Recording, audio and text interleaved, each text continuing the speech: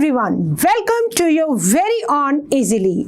I am Dr. Sudha, your mentor for biology.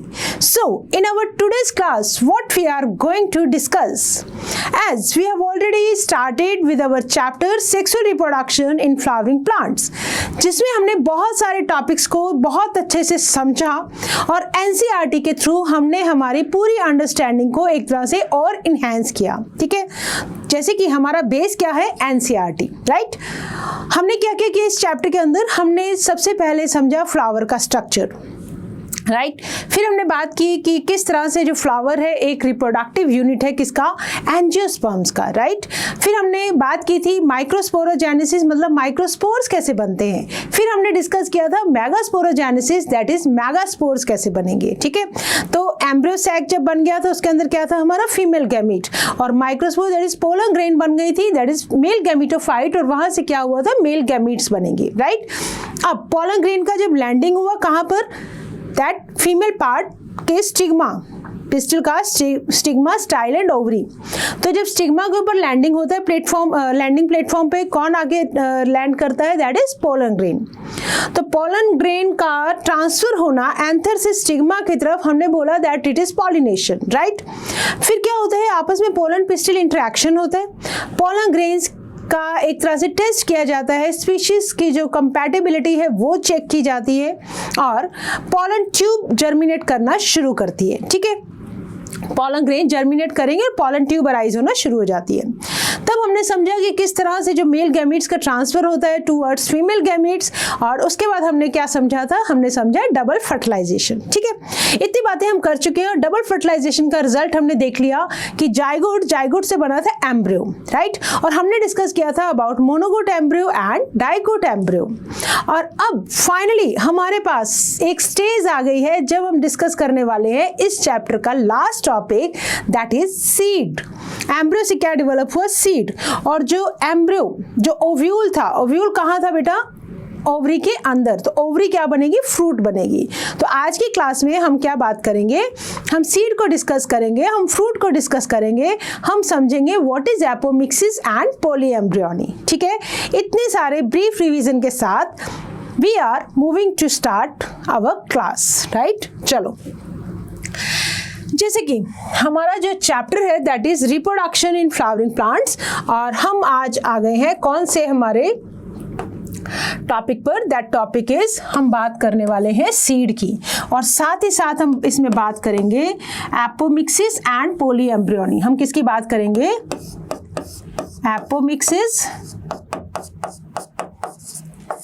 And polyembryony, polyembryony. ठीक है, तो हम ये भी डिस्कस करेंगे, और साथ ही सीड के साथ हमारा डिस्कशन किसका रहेगा, फ्रूट का, राइट।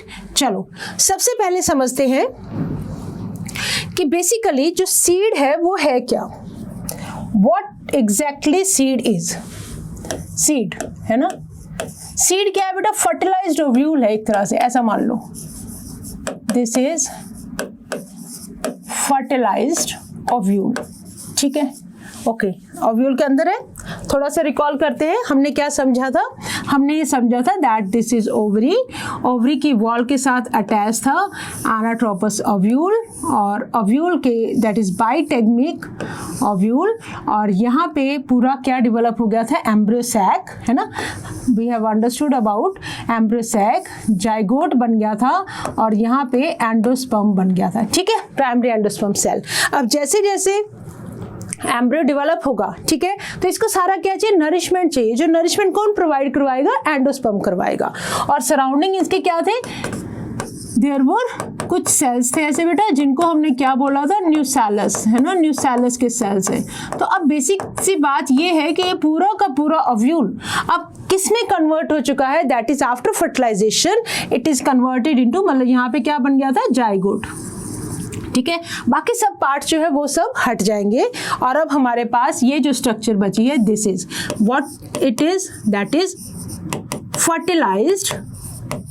फर्टिलाइज्ड ओव्यूल, और इसी को हम क्या बोल रहे हैं, व्हाट इट इज सीड। ठीक है, इट इज सीड, राइट। तो फर्टिलाइज्ड ओव्यूल, अगर हम बात करें स्ट्रक्चर ऑफ सीड की, अगर हम बात करें स्ट्रक्चर ऑफ सीड। तो क्या क्या है बेटा अब सीड के पास, सोचो जरा ध्यान से सोचो, है ना। ये किसकी वॉल है, ये वॉल तो है बेटा ओवरी वॉल, ओवरी है, ठीक है। तो ओवरी किस में कन्वर्ट हो जाती है, फ्रूट में, ठीक है। तो ओवरी की वॉल भी किसकी वॉल बन जाएगी, फ्रूट की वॉल बन जाएगी, जिसको हम बोलेंगे पेरिकार्प, ठीक है। अब अगर हम यहाँ पे बात करें, ये जो है हमारे पास what I am talking about these integuments, ये इंटेग्यूमेंट्स किस में कन्वर्ट हो जाते हैं, इंटेग्यूमेंट्स कन्वर्ट हो जाते हैं, ये दिस वन है ना, इतना portion, this one, they are converted into seed coat, right. और यहाँ पे क्या है, जाइगोट, जाइगोट ये सारा मान लो एम्ब्रियो सैक है ना, दिस इज एम्ब्रियो सैक। तो एम्ब्रियो सैक के अंदर क्या होगा बेटा, डेफिनेट सी बात है, एम्ब्रियो सैक के अंदर क्या होगा, एम्ब्रियो होगा, राइट। और इसके साथ हमने बात की थी एम्ब्रियोनल एक्सिस, और उस पे लगेंगी दैट इज अटैच्ड होंगी कॉटिलिडन्स, ठीक है। ये चीज हम एम्ब्रियो के डेवलपमेंट के अंदर बहुत अच्छे से समझ चुके हैं। मोनोकोट एम्ब्रियो होगा तो एक कॉटिलिडन, और डाइकोट एम्ब्रियो होगा तो 2 कॉटिलिडन। मतलब अगर मैं स्ट्रक्चर की बात करूं तो सीड के पास देखो क्या क्या है, सीड के पास है बेटा सीड कोट, क्या है, सीड कोट। कहाँ से डेवलप होता है, इंटेग्यूमेंट्स, इंटेग्यूमेंट्स क्या बना देती हैं, सीड कोट, राइट, ओके। और दूसरी चीज क्या है इनके पास, एम्ब्रियो है, एम्ब्रियो, एम्ब्रियो कहाँ से, मतलब एम्ब्रियो के पास क्या क्या है, embryonal axis, embryonal axis and cotyledons, क्या है, कॉटिलिडन्स, ठीक है। एक और चीज है बेटा, एंडोस्पर्म भी है यहाँ पे, ठीक है। अब किसी किसी सीड के अंदर हो सकता है एंडोस्पर्म जब नरिशमेंट एम्ब्रियो जब डेवलप हो रहा है तो नरिशमेंट प्रोवाइड करने के लिए हो सकता है एंडोस्पर्म पूरा का पूरा यूज हो जाए। ये जो मैं बना रही हूँ ना, ये सारा एंडोस्पर्म है। अब हो सकता है ये बचे भी, हो सकता है ना भी बचे, राइट। तो यहाँ पे हम तीसरा पार्ट बोल सकते हैं सीड का, क्या हो सकता है, एंडोस्पर्म। एंडोस्पर्म may persist और may not persist, ठीक है। तो कुछ प्लांट जिनके अंदर एंडोस्पर्म बचा रह जाता है उनको बोलेंगे हम एंडोस्पर्मिक सीड, क्या बोलेंगे, एंडोस्पर्मिक सीड्स, राइट। ये तो हो गया नंबर 1। और दूसरा हमारे पास हो सकता है एंडोस्पर्म ना भी बचे, हो सकता है एंडोस्पर्म ना भी बचे, तो इसको हम बोल देंगे नॉन, पूरा का पूरा यूज हो जाए, नॉन एंडोस्पर्मिक सीड, ठीक है। अच्छा, अब कुछ प्लांट्स के अंदर ये जो न्यूसैलस है, न्यूसैलस भी हो सकता है बच जाए, है ना। कुछ के अंदर हम देखेंगे द न्यूसैलस में ऑल्सो परसिस्ट। ये सारी बातें हम एनसीईआरटी के अकॉर्डिंग कर रहे हैं बेटा, न्यूसैलस में परसिस्ट, ठीक है। अगर न्यूसैलस परसिस्ट करता है तो ऐसे सीड्स को हम बोलेंगे पेरिस्पर्मिक सीड्स, क्या बोलेंगे, पेरिस्पर्मिक सीड, राइट। ये होगी एक तरह से सीड के स्ट्रक्चर की बात। सीड हमें पता है कहाँ है, ओवरी के अंदर ओव्यूल, फर्टिलाइज्ड ओव्यूल को हम क्या बोल रहे हैं, सीड। अब देख लो क्या क्या ओव्यूल के पास था, इंटेग्यूमेंट्स थे, क्या बन गए, सीड कोट। एम्ब्रियो सैक था, एम्ब्रियो सैक में एम्ब्रियो डेवलप हुआ, राइट। तो एम्ब्रियोनल एक्सिस और कॉटिलिडन को मिला के हमने बोला कि दिस इज एम्ब्रियो, ठीक है। तो मैं यहाँ लिख देती हूँ, एम्ब्रियो के 2 पार्ट, एम्ब्रियोनल एक्सिस और साथ ही मैंने क्या बोला, कॉटिलिडन, ठीक है, ओके। एम्ब्रियो सैक और ये जो इंटेग्यूमेंट्स क्या बन गए, सीड कोट, बाकी बच गए एंडोस्पर्म। हो भी सकता है, नहीं भी हो सकता, दैट इज अगर होगा तो हम बोलेंगे एंडोस्पर्मिक सीड, और अगर नहीं होगा तो हम बोलेंगे नॉन एंडोस्पर्मिक सीड। और किसी किसी केस में ये जो न्यूसैलस के सेल्स थे जिन्होंने पूरे उसको कवर कर रखा था, तो न्यूसैलस के सेल्स भी क्या प्रोवाइड करवा रहे थे, नरिशमेंट, राइट। तो कुछ सीड्स ऐसे होते हैं जिनके अंदर न्यूसैलस इट में परसिस्ट, तो ऐसे सीड्स को हम बोलेंगे पेरिस्पर्मिक सीड्स, राइट। इतनी बात अगर हमें क्लियर है, ओके, आगे आ जाओ। अब देखो सीड के पास क्या होता है, सीड अब किस में कन्वर्ट हो चुका है आपका, seed basically it undergoes dehydration, about 10 to 15% जो वाटर है, 10 to 15% वाटर जो है सीड में से लॉस हो जाता है, इट अंडरगो डिहाइड्रेशन। और ये डिहाइड्रेशन सीड की डोरमेंसी में हेल्प करता है, किस में हेल्प करता है, सीड की डोरमेंसी। तो डोरमेंसी का मतलब क्या है, that is a inactive state, dormancy is a inactive state. तो इसका मतलब that is the inactive stage. ऐसा नहीं कि इसके अंदर अभी कुछ भी नहीं, इनएक्टिव स्टेट। और ड्यू टू डोरमेंसी हम क्या कर सकते हैं, सीड को स्टोर कर सकते हैं। ड्यू टू डोरमेंसी, अगर ये वाटर डिहाइड्रेट नहीं होता है, वाटर नहीं रिमूव होगा, तो सीड अपनी ड्राई फॉर्म में नहीं आएगा, ठीक है। तो dormancy, due to dormancy seed can be stored, ठीक है। अब देखो, आप सोचो जरा, अगर हम सीड के अंदर ये जो डिहाइड्रेशन की प्रॉपर्टी नहीं होती तो क्या होता, तो क्या आप सीड को स्टोर कर पाते? अगर सीड बनते ही जस्ट जर्मिनेट कर जाता तो क्या आप क्रॉप्स को ग्रो कर पाते? नहीं कर पाते। तो एग्रीकल्चर में आप इंपॉर्टेंस समझ सकते हैं कि सीड की डोरमेंसी की क्या इंपॉर्टेंस है, कि वाटर डिहाइड्रेशन की वजह से दिस कैन बी स्टोर्ड, ठीक है। तो एडवांटेजेस की अगर हम बात करें, अगर हम सीड के एडवांटेजेस की बात करें तो देखो एडवांटेजेस क्या क्या है सीड के। एडवांटेजेस ऑफ सीड, ठीक है। तो सोचो क्या क्या एडवांटेजेस हैं। Number 1, they bring variation. Seed की वजह से क्या आती है, वेरिएशन। सीड कोट क्या करता है, इसको प्रोटेक्शन का काम करता है। सीड कोट प्रोटेक्ट करता है, और ये एक तरह से फ्यूचर बेबी प्लांट है, राइट। सीड के अंदर क्या है, दैट इज द जो नेक्स्ट जनरेशन आने वाली है प्लांट की, that is in the inactive form, एक तरह से डोरमेंट फॉर्म में है। तो सीड कोट प्रोटेक्ट करके रखता है हमारे उस फ्यूचर प्लांट को, प्रोटेक्शन, ठीक है, वेरिएशंस की वजह से। और फूड को, सीड्स को आप स्टोरेज कर सकते हो। And what do you mean by viability of seeds? What do you mean by viability of seeds? Viability का मतलब क्या है, किस ability of seed to germinate. Viability of seed, viability of, अगर मैं सीड की बात करूं तो उसका मतलब क्या है, एबिलिटी टू जर्मिनेट, मतलब सीड कितने टाइम तक वायबल है, कितने टाइम तक इसके अंदर जर्मिनेट करने की कैपेसिटी है। कुछ सीड्स ग्रो करते ही जर्मिनेट कर जाते हैं, ठीक है। कुछ सीड्स हो सकता है, मतलब इट्स वेरिएबल, जो उनकी एबिलिटी टू जर्मिनेट है दैट इज वेरिएबल, है ना। और कुछ एग्जांपल्स भी हैं हमारे सामने, कुछ एग्जाम्पल्स भी हैं जिसमें हम ये देख सकते हैं कि कुछ जो सीड्स हैं कम से कम 10,000 सालों के बाद जर्मिनेट किए, है ना। अभी हम बात करेंगे आर्कटिक टुंड्रा के अंदर जो हमें सीड मिले, एनसीईआरटी के अंदर हमारे लिखा हुआ है।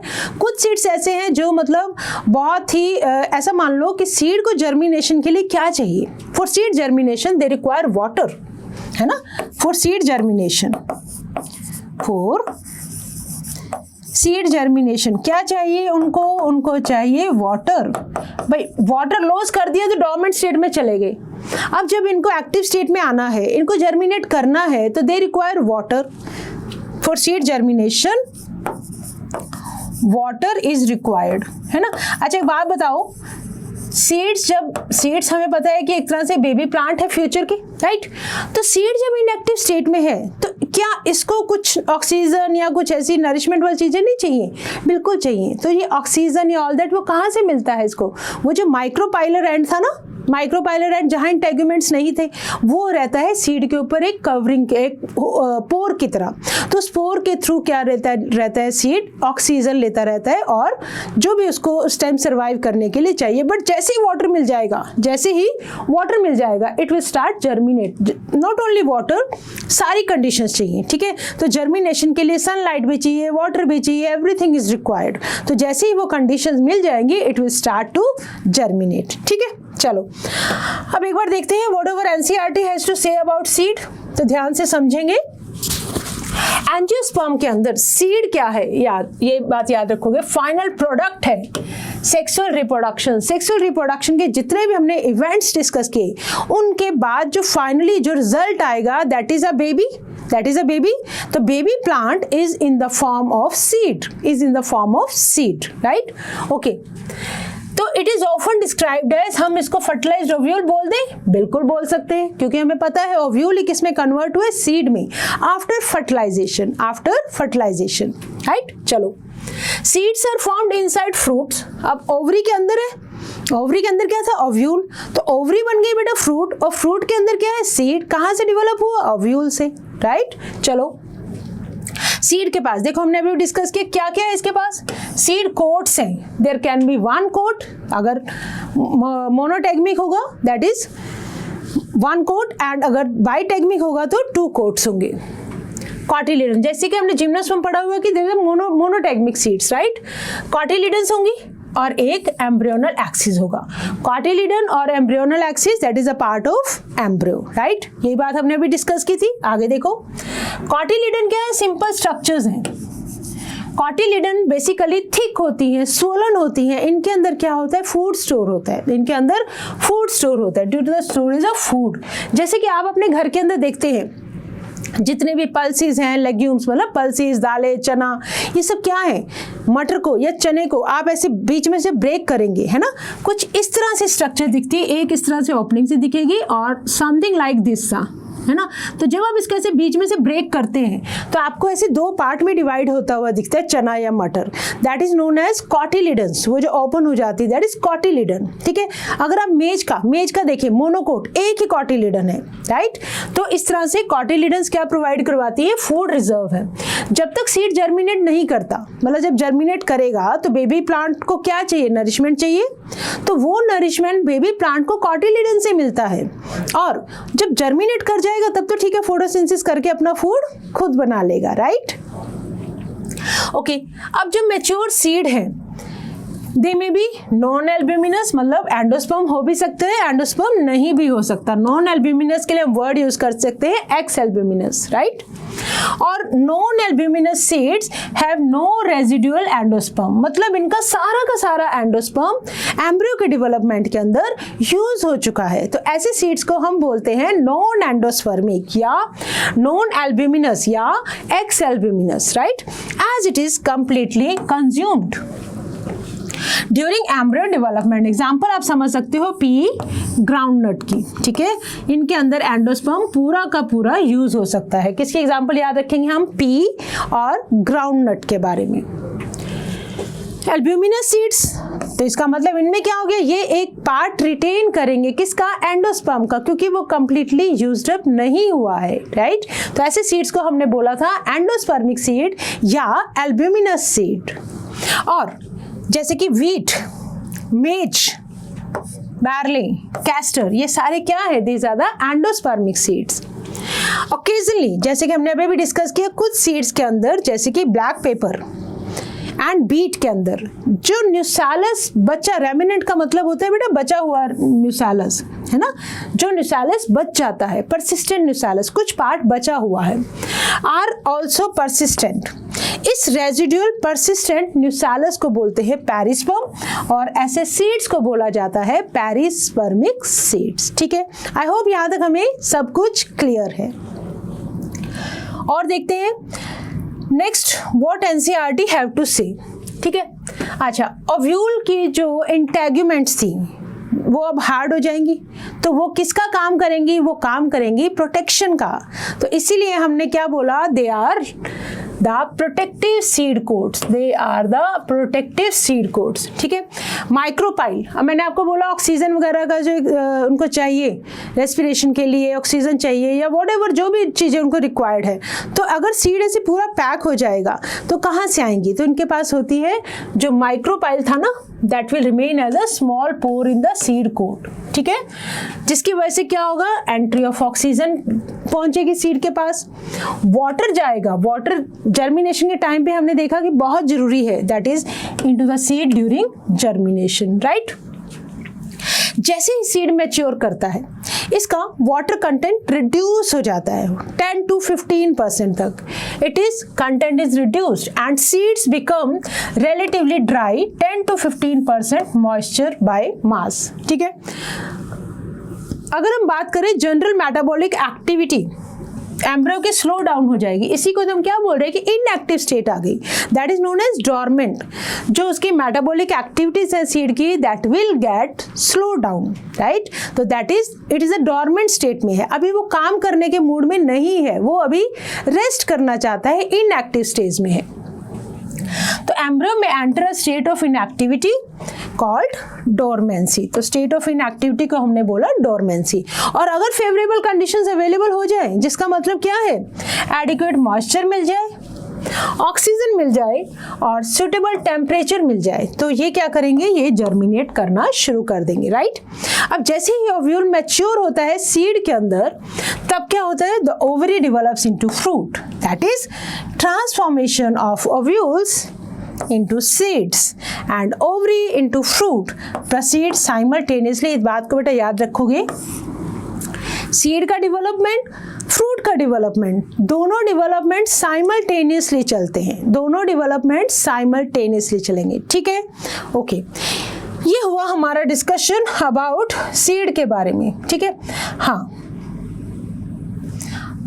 आगे देखो, हमने क्या डिस्कस किया था, ओवरी की जो वॉल है वो किस में कन्वर्ट हो जाएगी, दैट इज फ्रूट वॉल, और उसको हम बोलेंगे पेरिकार्प। क्या बोलेंगे, पेरिकार्प, ठीक है, ओके। फ्रूट की बात कर लेते हैं। अब ये जो फ्रूट्स है, फ्रूट्स की कई टाइप्स हो सकते हैं, दे में बी फ्लैशी और दे में बी ड्राई। फ्लैशी फ्रूट्स की बात करो, जैसे गुआवा, ऑरेंज, मैंगो एटसेट्रा, इनके अंदर क्या होता है बेटा, जो पेरिकार्प होता है दैट इज एडिबल, है ना, दैट इज फ्लैशी और एडिबल होता है, तो उसको हम बोलते हैं फ्लैशी फ्रूट्स। और ड्राई फ्रूट्स के अंदर क्या होता है, the pericarp is not divisible into layers, pericarp is not divisible into layers. लिखो इस बात को, देखो हमने क्या समझा, हमने ये देखा है फ्रूट, ठीक है, फ्रूट क्या है, it is the ripened ovary, fruit is the ripened ovary, ठीक है।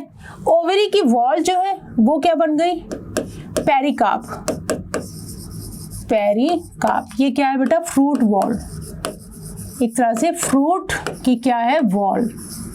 और इसको हम कंपेयर, इसको हम बोल सकते हैं, कंपेयर नहीं है ही वही, ओवरी वॉल, राइट। अब ये जो पेरिकार्प है, अब ये जो पेरिकार्प है, if it is edible, pericarp is edible and fleshy, जैसे कि मैंगो के अंदर हम खाते हैं, ठीक है, तो इनको बोलेंगे हम कौन सा फ्रूट, फ्लैशी फ्रूट, इनको बोलेंगे हम फ्लैशी फ्रूट, राइट, इनको हम बोलेंगे फ्लैशी फ्रूट, राइट, ओके। और अगर ये pericarp is not divisible into layers, it is not edible, है ना, सिंपल लिखो, not edible, not edible and not divisible into any layer, है ना, डिविजिबल इनटू लेयर्स, तो इनको हम बोलते हैं ड्राई फ्रूट्स। वो बोले ड्राई फ्रूट्स नहीं, ड्राई फ्रूट मतलब इनकी जो पेरिकार्प है that is not edible, right. चलो, ड्राई फ्रूट किसके अंदर मिलेंगे, जैसे कि ग्राउंड नट के अंदर छिलका जो उसका होता है उसको हम नहीं यूज करते हैं, मस्टर्ड के अंदर। और बहुत सारे फ्रूट्स ने अपने मैकेनिज्म डेवलप किए हैं ताकि उनके अंदर जो सीड है, बेसिकली फ्रूट का काम क्या है, सीड को एक तरह से उसके अंदर स्टोर करना, और जैसे ही फ्रूट खा लेगा कोई, है ना, फ्रूट खाने के काम आएंगे, तो सीड फेंक दिए जाते हैं, तो दैट इज डिस्पर्सल। अब जहां भी सीड जाके गिरेंगे, अगर उनको कंडीशंस मिलेंगी तो they will start germinating, right.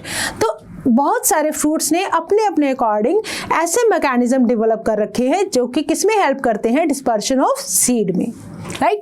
चलो, is there any relationship between the number of ovules, जितने ओव्यूल्स उतने seeds, right, in an ovary, एक ओवरी के अंदर जितने ओव्यूल उतने क्या होंगे, सीड्स, और number of seeds present in a fruit. देखो, अब फ्रूट की अगर हम टाइप की बात करें, अगर हम फ्रूट के टाइप की बात करें, ओके, अगर हम फ्रूट की टाइप की बात करें तो हम फ्रूट को डिवाइड कैसे कर सकते हैं, एक तो देखो हमने फ्लैशी फ्रूट और ड्राई फ्रूट में डिवाइड कर दिया, ठीक है। फ्रूट को अगर आपको डिवाइड करना है, हमें पता है fruit develop from ovary, ovary से डेवलप हो रहा है, तो इसको बोलेंगे बेटा हम ट्रू फ्रूट। क्या बोलेंगे, true fruit, okay.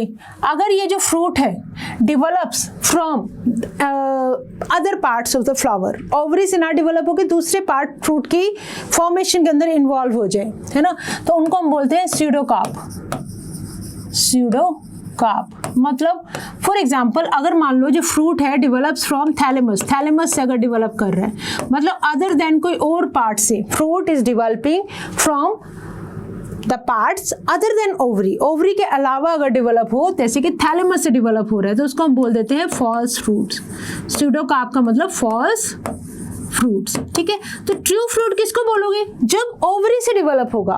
False fruit किसको बोलोगे? जब ओवरी नहीं बन रही है, हमें लग रहा है कि फ्रूट ओवरी ही बनता है ना, ओवरी से ही बनेगा, बट अगर जैसे एप्पल को देखते हो, थैलेमस जो पार्ट आप खाते हो ना, दैट इज थैलेमस, तो थैलेमस अगर डेवलप हो रहा है that is false fruit.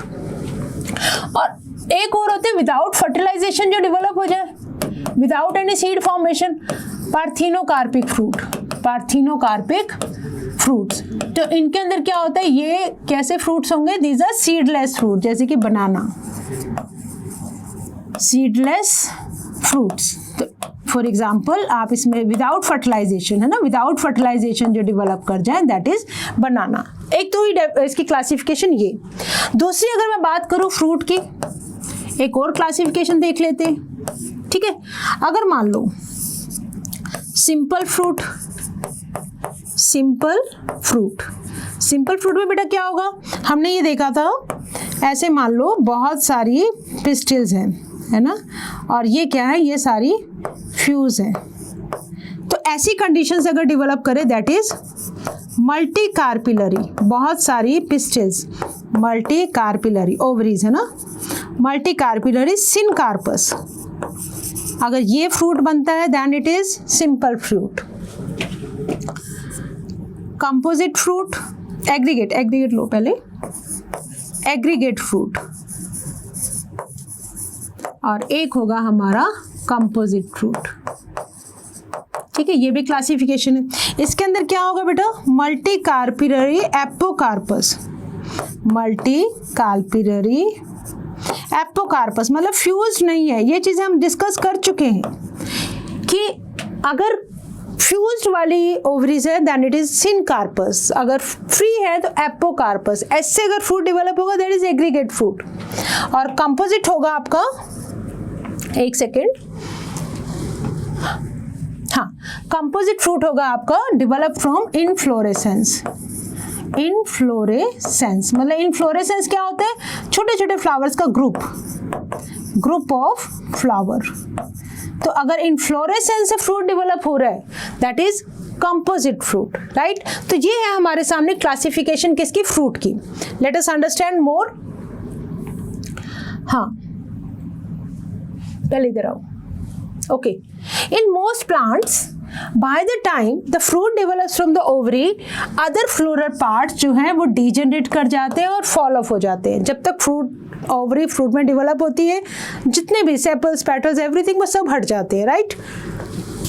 Okay, but कुछ स्पीशीज की अगर हम बात करें, एग्जाम्पल याद रखोगे, एप्पल्स, ऐसे ही स्ट्रॉबेरीज, ऐसे ही कैश्यू, इनके अंदर क्या होता है? थैलेमस, थैलेमस कौन सा पार्ट था? याद करो, जिसके ऊपर फ्लावर पूरा रेस्ट करता है, दैट इज थैलेमस। एक स्ट्रक्चर थी ना बल्बी सी, that contribute to the fruit formation. तो एप्पल के अंदर देखो बेटा क्या होगा, मान लो जैसे ये थैलेमस था, है ना, इसके ऊपर हमारी पूरी ऐसे ओवरी यू डेवलप हो रही थी। अब ये जो थैलेमस है ये इस तरह से ऐसे डेवलप हो जाता है, इस तरह से, ठीक है। और इसके बीच में आ जाती है ओवरी, इसके बीच में क्या आ जाती है? Ovary, right. तो ये वाला जो पार्ट है ना, ये थैलेमस है, this is what thalamus, this is thalamus. तो अब देख लो, एप्पल कुछ इस तरह का ही आप खाते हो, राइट। तो दिस इज थैलेमस, थैलेमस वाला पार्ट। और ओवरी कहाँ आती है? ओवरी रहती है बीच में, इसको सराउंड किसने कर लिया? थैलेमस ने, राइट। तो ऐसी स्ट्रॉबेरीज में, कैश्यूज में thalamus also contributes to the fruit formation। तो ऐसे फ्रूट्स को क्या बोलेंगे? ऐसे फ्रूट्स को बोलेंगे फॉल्स फ्रूट्स, या इनके लिए हम वर्ड यूज करेंगे स्यूडोकार्प्स, स्यूडोकार्प्स, राइट। चलो, ज्यादातर फ्रूट किससे डेवलप हो रहे हैं? They develop only from the ovary, इसीलिए इनको क्या बोला हमने? True fruits. यही क्लासिफिकेशन हमने अभी भी समझा था, राइट। ऑल्दो बहुत सारी स्पीशीज के अंदर फ्रूट्स फर्टिलाइजेशन के बाद ही बनते हैं। जब ओव्यूल के अंदर जो फर्टिलाइजेशन हो जाएगा वो बन जाएगा सीड, और उसको सराउंड करती है ओवरी, बना देती है फ्रूट। बट जैसे कि हमने अभी भी डिस्कस किया, there are few species there are few species जिनके अंदर क्या है, फ्रूट जो बिना फर्टिलाइजेशन के डेवलप होता है, फ्रूट डेवलप्स विदाउट फर्टिलाइजेशन। तो ऐसे फ्रूट्स को हमने क्या बोला, पार्थिनोकार्पिक फ्रूट। ऐसे फ्रूट्स को हमने क्या बोला, that is parthenocarpic fruit. For example banana. Banana के अंदर देखो कभी भी आपने सीड नहीं देखी होंगी। आप बनाना खाते हो, जस्ट उसका वो छिलका होता है उसको उतारते हो और आप खा लेते हो, कोई भी सीड नहीं आती। और सबसे ईजी फ्रूट है जिसको खाना बहुत ईजी होता है, राइट, क्योंकि सीड ही नहीं होता है इसके अंदर। अच्छा, parthenocarpic can be induced through the application of growth hormones and such fruit are seedless। जैसे कि आजकल grapes आने लग गए, they are seedless। Even watermelon is also coming, that is seedless, है ना, बनाने लग गए आर्टिफिशियली। जब भी अक्सर हम वाटरमेलन खाते हैं हमें लगता है यार इसके अंदर जो सीड्स आ जाते हैं ना, अगर ये सीड नहीं आए ना तो शायद हमारा फ्रूट को खाने का जो मजा है ना वो दुगना हो जाएगा। तो अब ऐसे डेवलप किए जाने लगे हैं फ्रूट जिनके अंदर सीड्स ना हो। तो कैसे प्रिपेयर करेंगे हम उनको, एप्लीकेशन ऑफ ग्रोथ हार्मोन्स। तो ऐसे फ्रूट्स जो बिना फर्टिलाइजेशन के बनते हैं, मतलब इनके अंदर सीड नहीं होता है, तो ऐसे फ्रूट्स को हम क्या बोलते हैं, पार्थिनोकार्पिक फ्रूट्स, राइट। चलो, सीड्स के एडवांटेजेस हमने डिस्कस किए थे। क्या क्या एडवांटेजेस डिस्कस किए थे एंजियोस्पर्म्स के लिए? देखो, firstly reproductive process such as pollination और फर्टिलाइजेशन। हमने ये देखा, हमने एक एक चीज को पढ़ा है ना। हमने ये देखा क्या पॉलिनेशन के लिए वाटर चाहिए था, यस, एक्वेटिक प्लांट्स में, ठीक है, पॉलन ग्रेन को ट्रांसफर करने के लिए। अदरवाइज ऐसा नहीं है कि जो फर्टिलाइजेशन है या पॉलिनेशन है वो कंप्लीटली डिपेंडेंट है वाटर के ऊपर, बट जो सीड का जर्मिनेशन है that is completely dependent on water, ठीक है। तो that is independent of water. Seed formation is more dependable.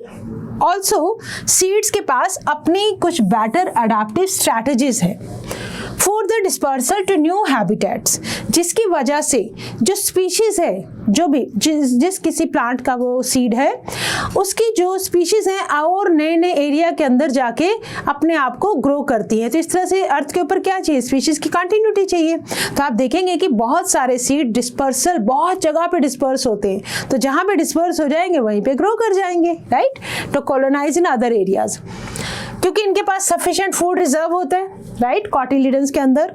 तो यंग सीडलिंग्स जो हैं वो उनको नरिश किया जाता है जब तक वो फोटोसिंथेसिस के लिए कैपेबल ना हो जाएं अपने आप, और तब तक उनको प्रोटेक्शन कौन देता है, that is seed coat, that is hard seed coat, ठीक है। ये प्रोवाइड कराता है protection to the young embryo.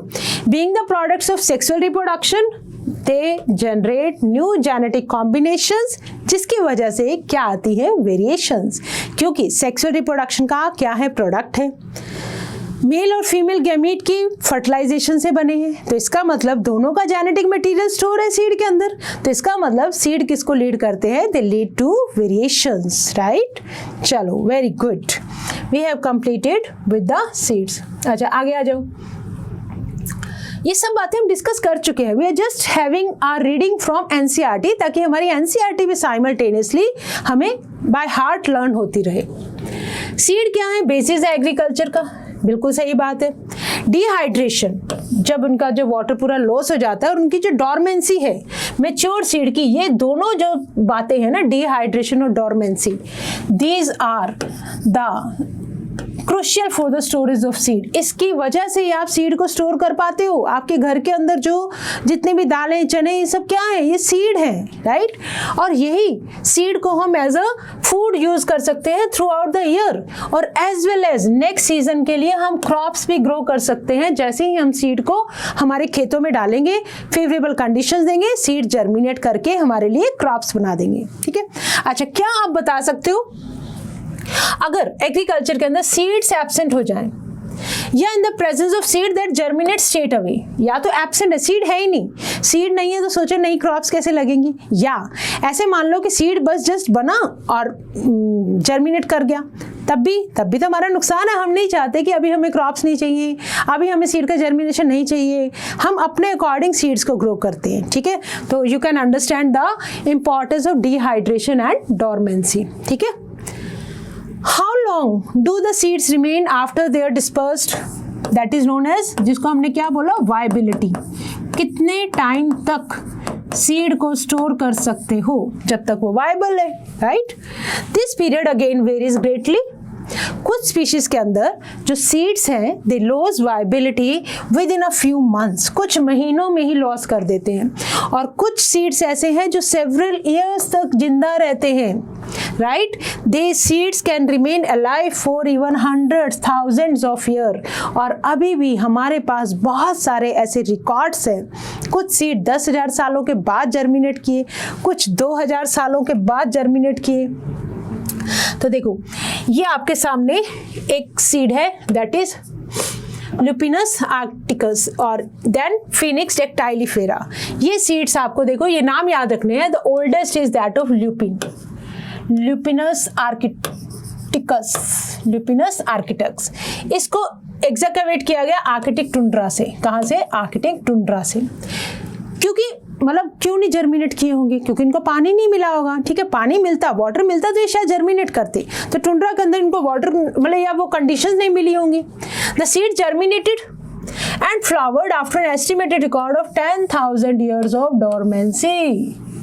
इस पे क्वेश्चन आ जाता है, 10,000 ईयर तक डॉर्मेंट रहने के बाद, इनएक्टिव स्टेट में रहने के बाद जब कंडीशंस मिली तब जाके ये सीड ग्रो किया।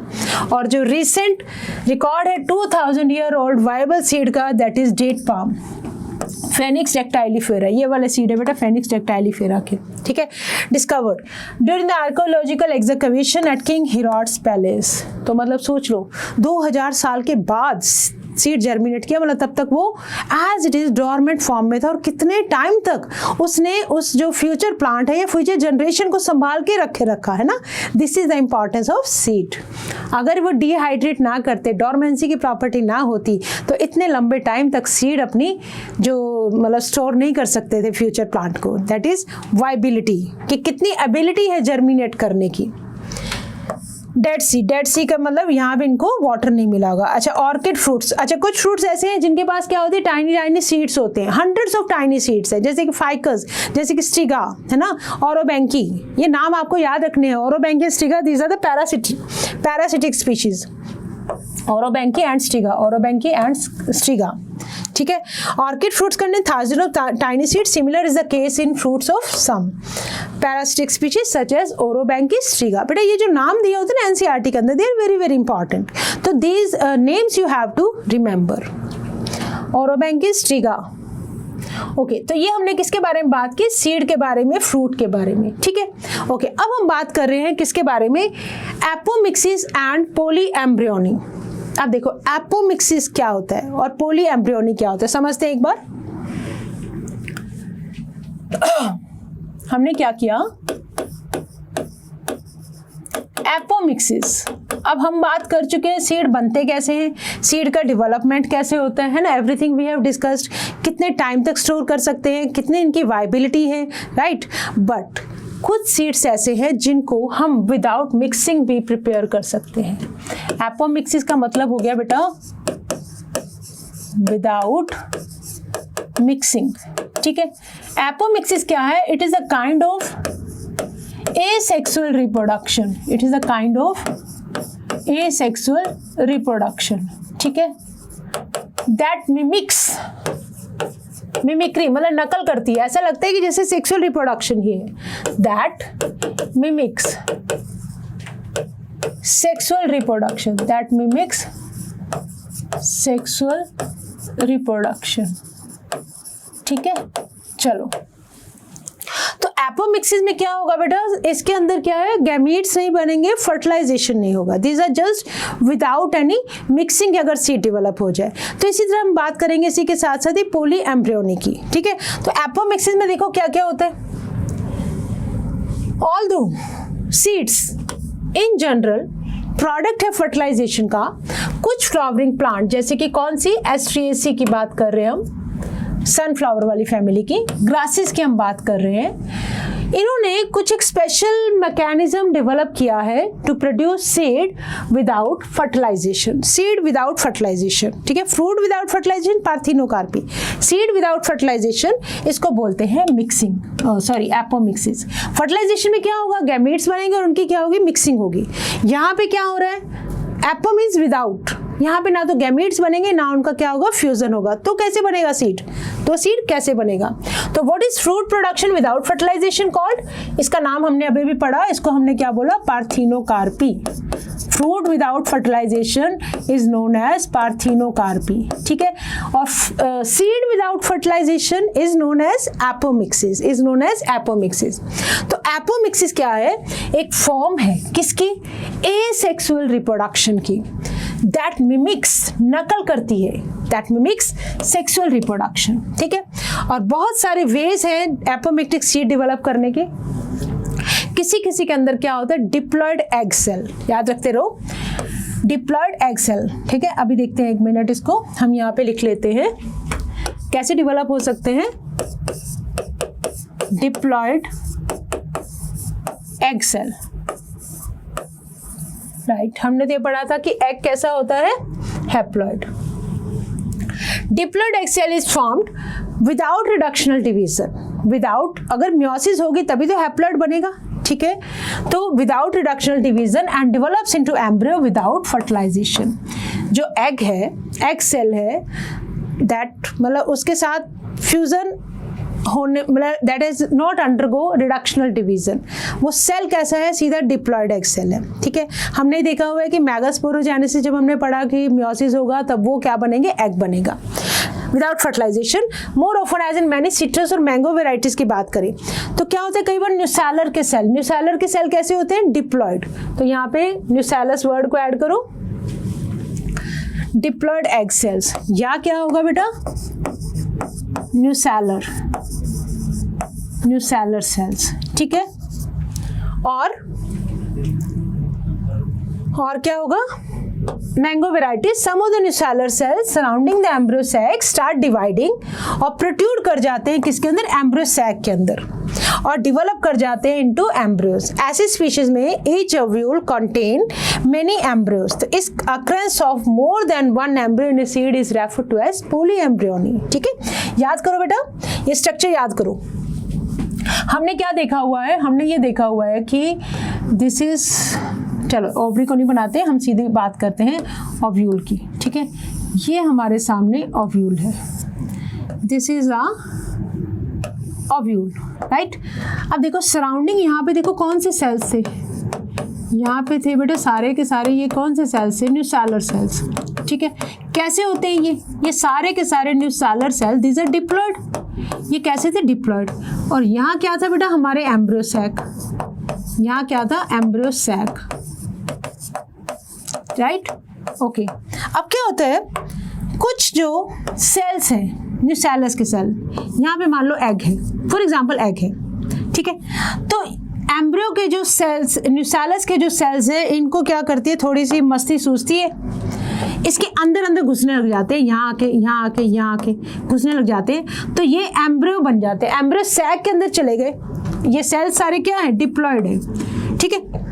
और कहाँ चले गए, एम्ब्रियो सैक के अंदर चले गए, यहाँ पे, और ये डेवलपमेंट होके क्या बना देंगे, आपके एम्ब्रियोज बनना शुरू कर देंगे, क्या बना देंगे, एम्ब्रियो बन जाएंगे, ठीक है। तो अब देखो इतने सारे को न्यूसैलस के सेल अंदर गए इस एम्ब्रियो सैक में, तो इन्होंने एम्ब्रियो बना दिया, तो इसका मतलब बहुत सारे एम्ब्रियो बन सकते हैं, मैनी एम्ब्रियो। तो ये सारे के सारे एम्ब्रियो क्या होंगे, डिप्लॉयड होंगे। तो ऐसी कंडीशन को हम क्या बोलेंगे, ऐसी कंडीशन को बोलेंगे पॉली एम्ब्रियोनी, इसको बोलेंगे पॉली एम्ब्रियोनी, ठीक है। ऐसे ही जो एग सेल है, अगर आपका विदाउट म्योसिस डिवीजन जस्ट वैसे ही डेवलप, कोई भी मतलब न्यूसैलस का कोई भी सेल सीधा एग में डेवलप हो जाए तो वो डिप्लॉयड रहेगा, ठीक है। तो डिप्लॉयड सेल से डायरेक्ट, ये मान लो ये आपका है diploid cell, diploid egg cell है, ये सीधा डेवलप हो गया, क्या बना दिया इसने, एम्ब्रियो, ठीक है। तो डिप्लॉयड से डबल सिंपल डिप्लॉयड एम्ब्रियो बन गया बाय माइटोसिस। तो इस तरह से एपोमिक्सिस के बिना भी seed can be developed, right, जिसमें पॉलीएम्ब्रियोनी न्यूसैलस के कुछ सेल पार्टिसिपेट करना लग जाए इस पूरे के पूरे प्रोसेस में। तो इसको हमने क्या बोला, पॉलीएम्ब्रियोनी, ठीक है। अब देखो इसके फायदे क्या हैं, इसके फायदे क्या हैं। जो फार्मर्स हैं अपनी क्रॉप की क्वालिटी को इम्प्रूव करने के लिए हमने समझा हुआ है कि हाइब्रिड्स यूज किए जाते हैं, ठीक है। अब जो हाइब्रिड वाला प्रोसेस है ना बेटा, वो थोड़ा सा एक्सपेंसिव पड़ता है फार्मर के लिए, वो थोड़ा सा एक्सपेंसिव पड़ता है। कैसे एक्सपेंसिव पड़ता है? हर बार मतलब हाइब्रिड बनाने की कॉस्ट अलग अलग आएगी, फिर क्या होगा उसके अंदर की, हो सकता है जो कैरेक्टर्स हमने अच्छे वाले लिए भी, वो जब और हाइब्रिड बनेंगे, किसी और से उनका फर्टिलाइजेशन होगा, तो हो सकता है कैरेक्टर्स चेंज हो जाए। अब फार्मर चाहता है कि जो मेरे पास कैरेक्टर्स हैं एज इट इज जो है वो चेंज ना हो, तो इसके लिए वो हेल्प लेते हैं एपोमिक्टिक सीड्स की, ठीक है। तो hybrid varieties of several of our food and vegetable crops are being extensively cultivated, ठीक है। Cultivation of hybrids has tremendously increase तो हो गई है, but one of the problem of hybrid is that hybrid seeds have to be produced every year. हर साल hybrid seeds को produce करना is really very very expensive, ठीक है। तो if the seeds are collected from hybrid, अगर हम उनको सो कर दें, उनको बीज दें, तो plants in the progeny will segregate, फिर से वही बात होगी, मतलब जो कैरेक्टर थे वो फिर से सेग्रीगेट हो जाएंगे हाइब्रिड बनाने के चक्कर में। तो जो हमारे कैरेक्टर अच्छे वाले आ गए थे वो हम लॉस कर देंगे and not maintain hybrid characteristics, ठीक है। प्रोडक्शन ऑफ हाइब्रिड सीड्स भी क्या है? कॉस्टली है, तो इसलिए cost of hybrid seeds becomes too expensive for the farmers. और अगर इन हाइब्रिड्स को हम एपोमिक्टिक बना दें, अगर इन हाइब्रिड से हम डायरेक्ट सीड बना दें मतलब एपोमिक्टिक सीड बना दे, तो यहाँ पे क्या होगा? देयर इज नो सेग्रीगेशन, तो जो हमारे कैरेक्टर्स हैं वो सेग्रीगेट नहीं होंगे हाइब्रिड प्रोजेनी में, ठीक है। Then the farmers can keep on using the hybrid seed to raise new crop, मतलब हाइब्रिड सीड्स को एपोमिक्टिकली डेवलप करा लो, जिसकी वजह से जो कैरेक्टर्स फार्मर को चाहिए उनका सेग्रीगेशन नहीं होगा। सेग्रीगेशन मतलब सेपरेट नहीं होंगे। जब वो सेपरेट नहीं होंगे तो हम उन हाइब्रिड जो सीड्स हमने रखे उसको हम क्या करेंगे? नई क्रॉप्स रेज कर सकते हैं, right, year after year. And he does not have to buy hybrid seed, हर साल उसको खरीदने की जरूरत नहीं पड़ेगी, right. Because of the importance of apomixis in the hybrid seed industry, active research is going on in many laboratories around the world. क्या समझने के लिए कि क्या जेनेटिक्स है एपोमिक्सिस की, ठीक है। And to transfer apomictic genes को हम हाइब्रिड वेराइटीज के अंदर ट्रांसफर कर सके, ये भी रिसर्च का पार्ट है, राइट। तो हमने ये समझ लिया है किस तरह से एपोमिक्सिस और पॉली एम्ब्रियोनी इंपॉर्टेंट है, ठीक है बेटा। ये है कुछ एनसीईआरटी के डायग्राम, क्योंकि एनसीईआरटी के हैं तो हमें याद तो रखना ही पड़ेगा। अब ये देखो, ये आपके सामने है सीड, ये कौन सा सीड है बेटा? This is a dicot seed.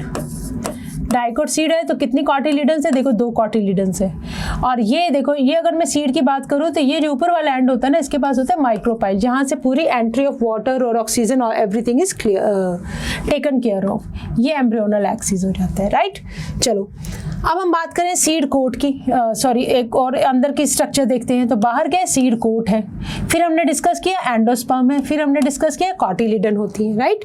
अब इसके अंदर ये एम्ब्रियोनल एक्सिस है, ये क्या है बेटा? ये एम्ब्रियोनल एक्सिस है, हाइपोकोटाइल रूट एक्सिस, और ये रूट टिप है यहाँ से, और शूट एपिकल मेरिस्टेम, ये सारा सीड का पार्ट है। जब इसको जर्मिनेट करेंगे तो उसमें से रेडिकल से रूट निकलेगी और प्लेम्यूल से क्या बनेगा? शूट बनेगी, ठीक है। ओके, ये देख लो, ये सीड, ये किसका सीड है? ये अनियन का सीड है, ठीक है। ये किसका है? ये मेज है, दिस इज मेज। ध्यान से देखो, वो सीड कोट है, कॉटिलिडन है, shoot apical meristem, hypocotyl root axis, root tip, endosperm, ये सब हम एम्ब्रियो के अंदर डेवलप देख चुके हैं सब कुछ। मेज को देखो, दिस इज पेरिकार्प। पेरिकार्प क्या है? That is the fruit wall. ये एंडोस्पर्म है, ठीक है। दिस इज स्क्यूटैलम, इसको एल्यूरोन लेयर भी बोलते हैं। ये जो प्रोटीनेशियस लेयर है ना, that is also known as aleurone layer. Aleurone layer proteinaceous layer होती है बेटा ये। देन ये क्या है? स्क्यूटैलम। स्क्यूटैलम मतलब कॉटिलिडन है, मोनोकोट की, peppery cotyledon, right.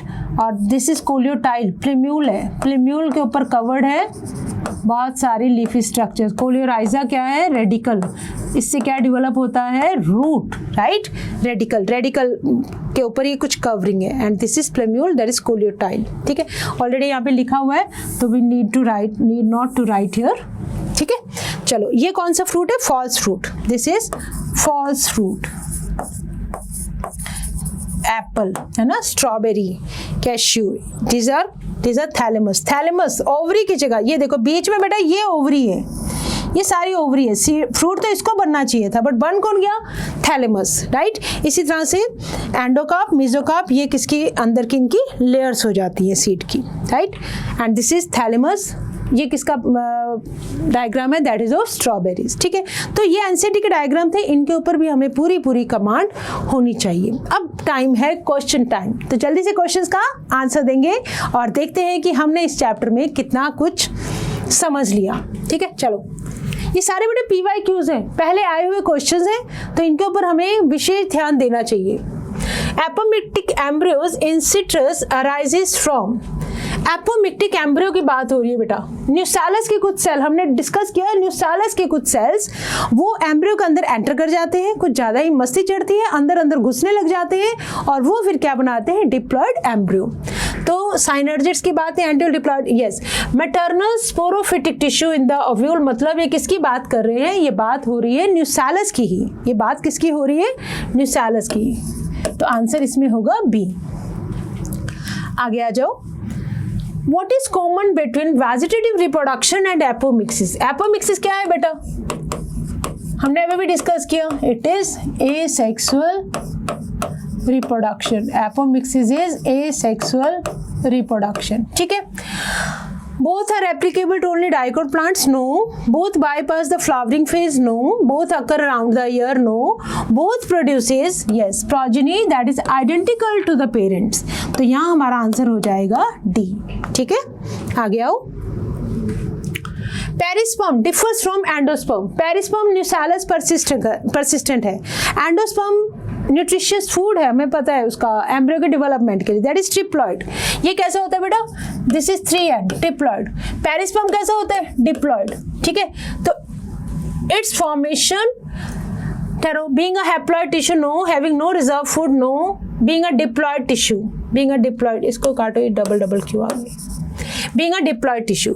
Its formation by fusion of a secondary nucleus, yes, with several sperms, no. It's being a diploid, हाँ। पेरिस्पर्म क्या है बेटा, डिप्लॉइड है, तो आंसर इसका क्या हो जाएगा, सी। एंडोस्पर्म क्या है, ट्रिप्लॉइड है। आगे आ जाओ।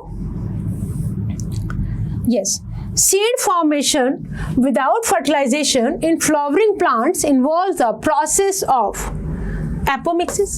Apomixis अभी भी पढ़ा हमने, seed formation without fertilization in flowering plants that involves the process of apomixis, ठीक है।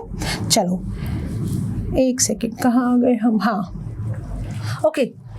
देखो ये अभी भी हमने देखा था, अभी भी हमने एक डायग्राम देखा था, आपको इनको लेबलिंग करनी है, राइट। मेज का ही, जो अभी हमने मेज का सीड देखा वही वाला पार्ट है ये। तो देखो ए क्या है, ए क्या है, एक तरह से ये मैंने आपको बताया था एल्यूरोन लेयर है, एल्यूरोन लेयर। ये क्या है, कोलियो टाइल, दिस इज कोलियो टाइल।